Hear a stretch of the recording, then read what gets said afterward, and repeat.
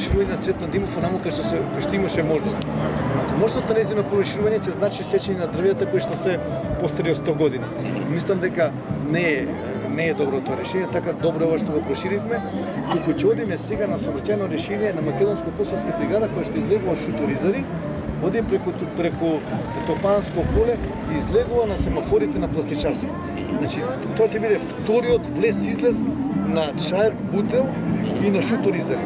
Само така, на еден влез, колку да го проширувате, нема ефект. Така да сега се работи од Веро према седиштето на општината, Христо Тодоровски Карпош, и се надам дека во септември, евентуално октомври месец ќе го пуштиме. Тоа е за Чаер, за Бутел? За Бутел најглавен проект и за Бутел, меѓутоа и за Чаер, па и за Газиво и останатиот дел е пробивањето на булеварот Христо Тодоровски Карпош. Значи, кој ќе завршиме овде кај поранешното седиште на општината Бутел, како подвозникот, ќе одиме до новата заобиколница. Го откупиме целокупниот имот за двата дела, 1.200.000-300.000 евра дадовме.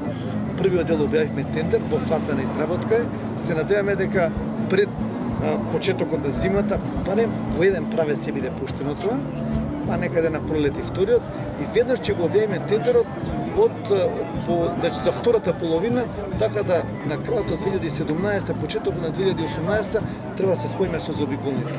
И тоа ќе биде вториот влез и излез на општина Бутел. Сега, цела општина Бутел, значи вклучително и Радишани, вклучително и Љуботен, и Љубанци, и Чучер Сандево, доаѓаат во една улица, тоа е Бутелски. И сите тие доаѓаат на круготек, огромни се тие колони.